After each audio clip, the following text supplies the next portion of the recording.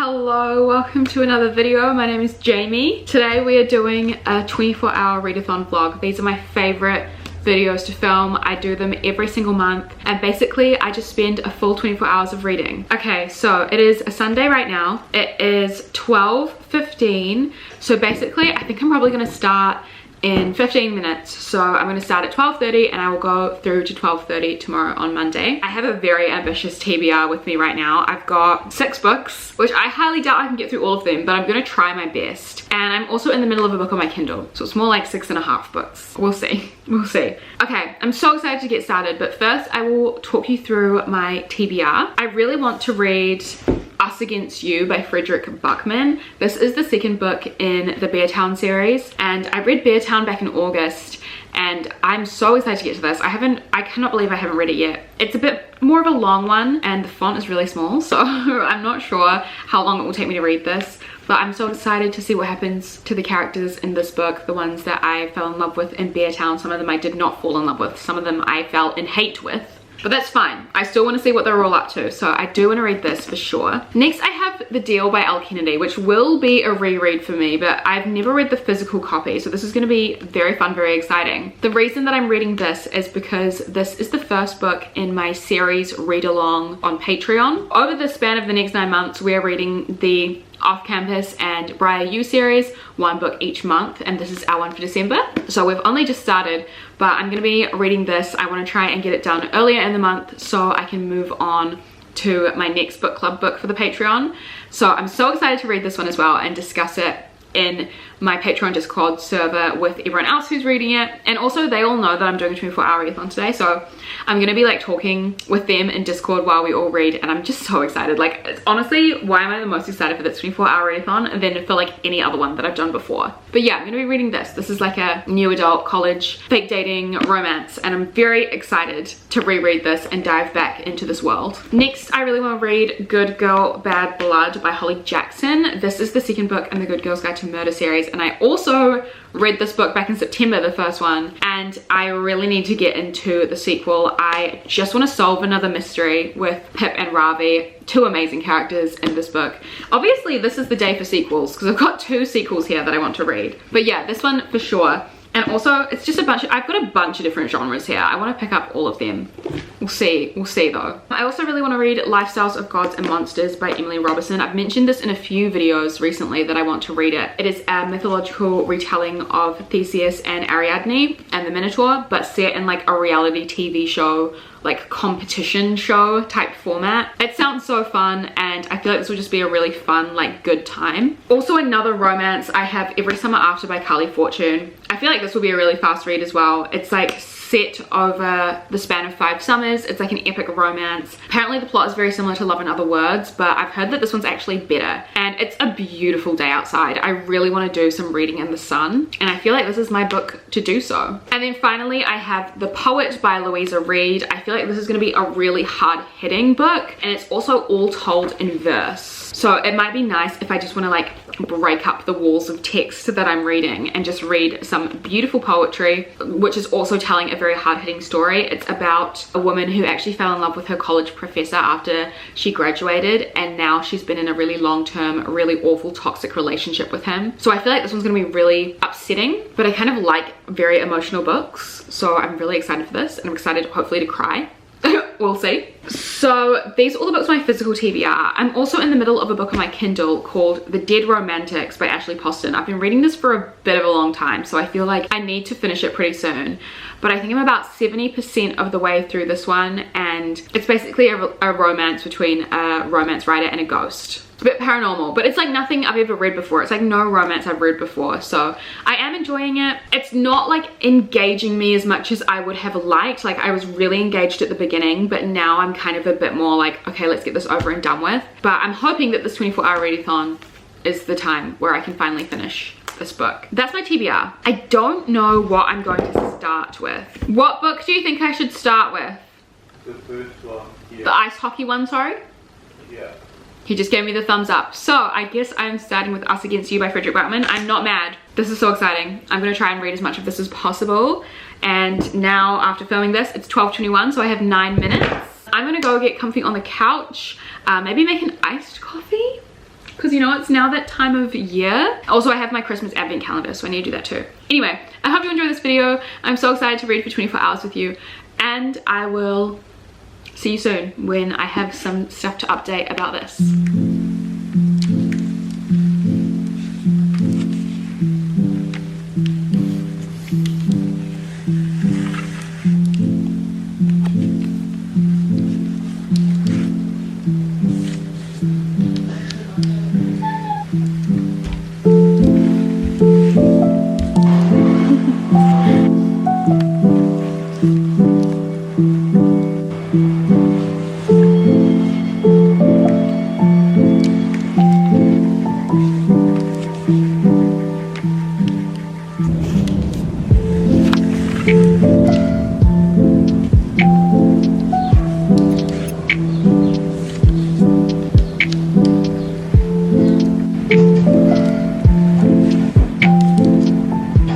So it's 5 o'clock, or nearly 5 o'clock.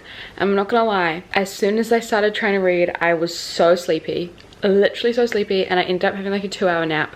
So I didn't actually start properly reading till 3, so I will be going on and continuing till 3 p.m. tomorrow. But I'm on page 103 of Us Against You, and I am enjoying it. I love Frederick Buckman's writing style. There are some beautiful quotes in here, and I just love the story and the interweaving of characters.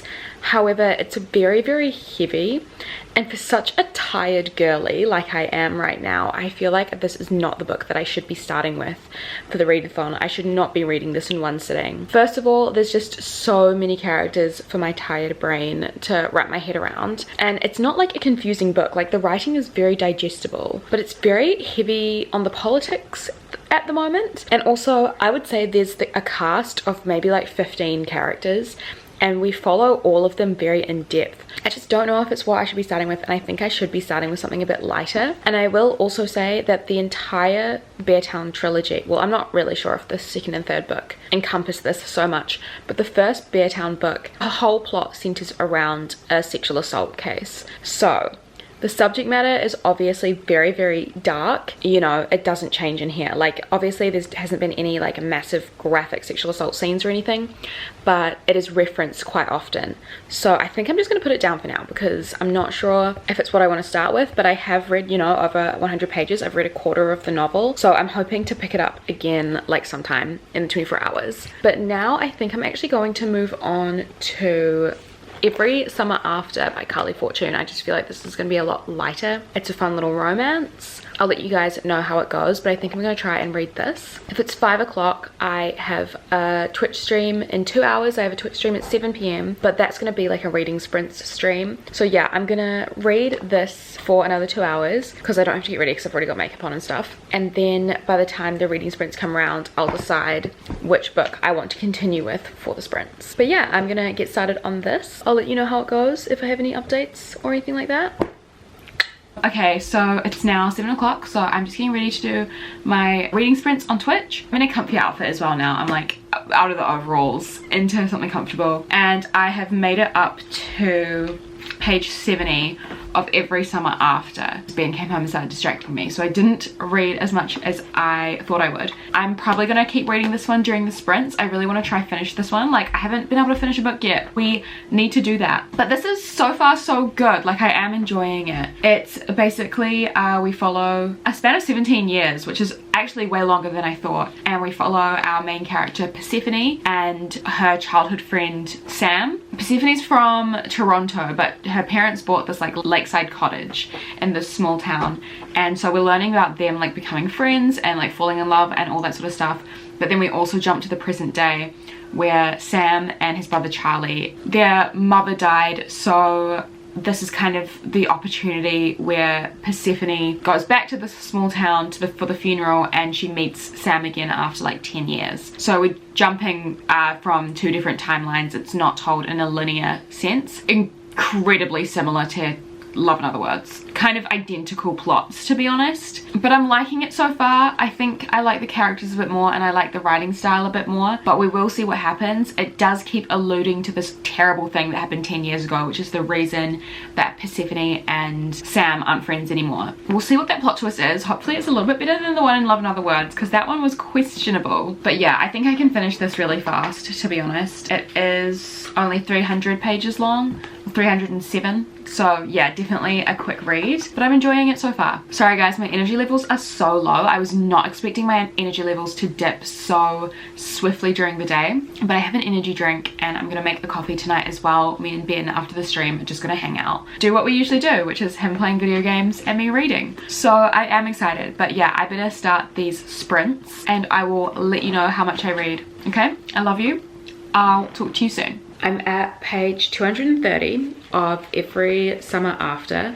It is like 11 o'clock. I have been reading so slowly today. I feel like I've been reading way slower than normal. Usually I would have like at least finished something by now. I'm just gonna fall asleep when I need to fall asleep and wake up tomorrow and try and read as much as possible before 3 p.m. But what I was saying is I'm on page 230 of Every Summer After, and I feel like I've just gotten up to the bit where the big reveal's about to happen, like what happened that caused these two characters to like not be friends for so long and all that sort of stuff. Don't really have any idea of what is going to happen, so I am interested, I am invested, and I think this book is like fun, but it's not like amazing. Like I liked the characters at first, but now I'm kind of just like, yeah, cool, like they're fine, they're cute, I guess. I don't know, it's just a whole lot of will they or won't they, and I feel like it's not like my favorite sort of like story, it's not my favorite sort of trope. I don't know, I'm just invested in the drama, and I feel like now that I'm about to finally get it, this is gonna be what makes me enjoy the book or not enjoy the book. Like if it's a good twist, if it's a good reveal, let's hear it. We'll see. This will be my deciding factor. I have 70 pages left, so I'm gonna quickly read this and then I'm gonna take my makeup off and potentially read something else. I will let you know if the reveal is, or if it's, okay.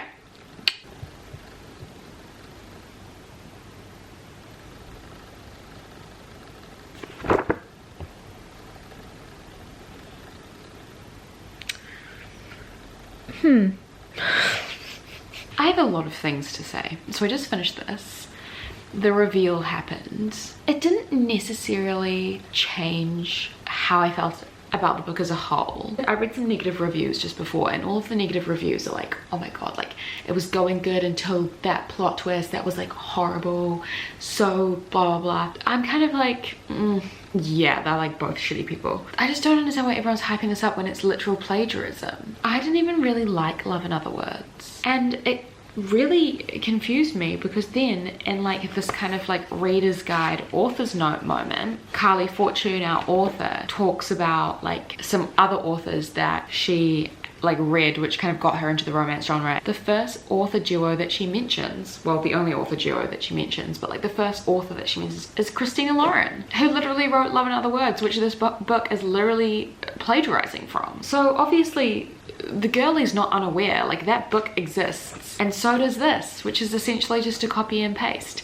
One thing I will say though, the atmosphere that this book gave me of like a lakeside cottage was better than the atmosphere in Love in Other Words. And I found this to be slightly less cringe than Love in Other Words. And also there wasn't like an ambiguous ending. Like if you saw what I said about Love in Other Words, you'll know how I felt about that ending. I feel like this ending and this plot twist actually didn't piss me off as much as the ending in Love in Other Words. But it's still not great, lads. It's not great. I was gonna give this a 3 stars, but now I think I might be a 2. And I like second chance romance. I like epic love stories. This is just not for me. Yeah, also I will say one thing. Justice for Delilah. If you've read this book, justice for Delilah. She was a queen. She was my favorite character. That's all I'm gonna say. I'm gonna take my makeup off now, but it's 1 AM. I'm probably just gonna go to bed. I'm gonna do a little bit of reading on my Kindle in bed. I definitely have not read as much as I usually do in a 24-hour readathon, but I'm so tired, so I have to retire for the evening. I'll see you tomorrow. I love you. Good morning. It's 8 o'clock. I'm gonna make a coffee and start reading. I think I'm gonna start with The Deal. I'm gonna finish reading at 3, but I'm genuinely gonna just try have no distractions. So it's basically just reading from 8 o'clock to 3 p.m. Like, I do not want to do anything else. What am I gonna read? Hang on. I'm going to make a start on The Deal because this is probably my main priority for the whole readathon, because it is one of my Patreon buddy reads. But first I'm gonna make a coffee and then we're gonna dive in. This is the first time I'm gonna be rereading this since I first read this 2 years ago. But yeah, let me just make a coffee and wake up first, okay? I've read up to page 70 of The Deal. Oh, I'm gonna move because the jug is gonna be really loud. So I'm on page 70 of The Deal and I am enjoying it. I'm not having a bad time. However, I've forgotten how much of a dick Garrett is at the very beginning, and I forgot kind of how much not like other girls Hannah is. Garrett's kind of a sex pest. Like, he's literally like, oh my god, she's got such a nice ass, like I just want to stare at, like he's just objectifying women constantly. And then Hannah keeps talking about how all these like silly women are like shoving their tits in Garrett's face, and she's a bit high and mighty. Like literally in the second page she puts in brackets, I like to think gossiping is beneath me. Okay, our Lord and Savior, like, I don't, I love it, but pop off. But like I said, it is digestible, it is fun to read. I do feel like these books are very influential on a lot of the college sports romances that have been released in the past few years. Like, when was this published? I actually need to know. 2015. This was originally self-published in 2015. That is a long time ago. Yeah, I do think this is very influential on a lot of the sports college romances that we get now. I'm still enjoying it. I'm gonna try and finish this. I'm just making my coffee now. I just got too excited to dive straight in. Another book that it feels blasphemous to use my secret history bookmark for, but at the same time, so appropriate. Anyway, I just heard the jug finish boiling, so I'm gonna go make my coffee now and keep reading. I'll let you know if there's any more updates to come. Okay, so it's like 1:10 and I've decided I'm probably just gonna end the readathon when I finish The Deal. I don't know what time that will be. So I've got 100 pages left of this, maybe like in an hour. But you know, I've just got so much extra work today, so I figured I would just, yeah, finish when I'm done with this. But yeah, I'm on page 275. I'm really enjoying it now. Like everything that I remembered that I disliked about it at the beginning, it really does ease up and it really does like go away once you get to know the characters a bit more. And I feel like the characters, well, not so much Hannah, like she's fine. Garrett, like you can see the change in him, like you can see the character development in him, which is why I don't mind that he's such a fuckboy at the beginning of the book, because it's like, okay, no, like Al Kennedy actually has done a really good job at turning him into a way likable character and turning him into a romantic hero. This isn't me per se, like this isn't my vibe, but this is a book where it's classic, like that one girl that changes the fuckboy, and I feel like that's just good escapism for a lot of people who do kind of like that sort of stuff. Like, you know, I've watched a lot of Love Island, you know, I know that there are people out there that are like, oh, I can fix him, like I can change him, I can like tame him into like a good boyfriend, and this is just so that. So I can understand why this is so popular and why so many people like it, and it is fun. I think in terms of like structure and story, like Elle Kennedy is very talented. Like she spends a lot of time with us, like letting us know who these characters are and like developing these characters and introducing us to them before they just like jump into bed together, which is such a nice breath of fresh air from some of the romances that I've been reading recently. And so then by the time that they are finally kind of like, oh, like they finally have attraction to each other and they're finally like kind of into each other, it's really worth it, and like you really believe it. The tension, it's great. So yeah, I'm safe to say I'm enjoying this. I think the first time I read it I gave it 3 stars. I think I will probably up it to 4. Also, I love seeing the characters from the other books as well, because now that I've read the whole off-campus series, being able to see Dean and Ellie and Tucker and Logan and stuff in this book after reading their stories and knowing them as fully fleshed out characters as well is really, really fun and entertaining. I'm excited. I'm really glad that my patrons chose this for our first book in our series read along, and I cannot wait to finish it. So I'm going to do that now, and I will give you a big old update by the time I finish the readathon. Okay, hello. Obviously it's a new day. I got a bit distracted with editing and everything, but I obviously finished the 24-hour readathon, and I finished The Deal as well during those 24 hours, and I ended up giving it 4 out of 5 stars. When I first read it, I gave it 3 out of 5 stars. Now that I'm a bit older, not necessarily wiser, I've decided to up my rating just because, you know, now that I've read quite a lot of romance novels and I realize that they all follow a formula, this one is like, it's just so well structured and so well done. Like, obviously it has its faults, obviously I, you know, critiqued it a bit, but it is still such an influential romance novel. Like, I stand by that statement. And I don't know, just the way that Elle Kennedy really told the story and made us fall in love with the characters and made them grow as human beings just made me love them a lot.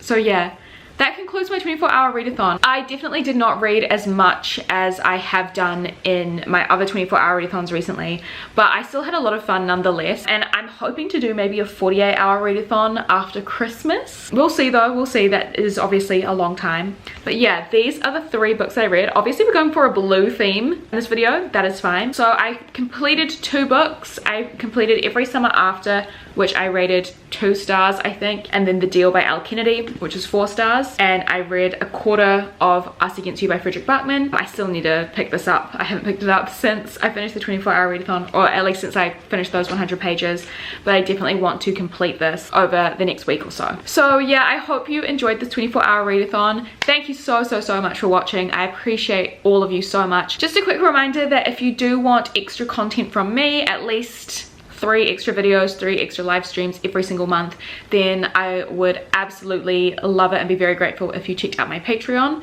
The link will be down below, as well as all of my other social medias like Twitch and Instagram and Twitter and stuff like that. Okay guys, again, thank you so much for watching. I love you all, and I will see you very soon in another video. Bye!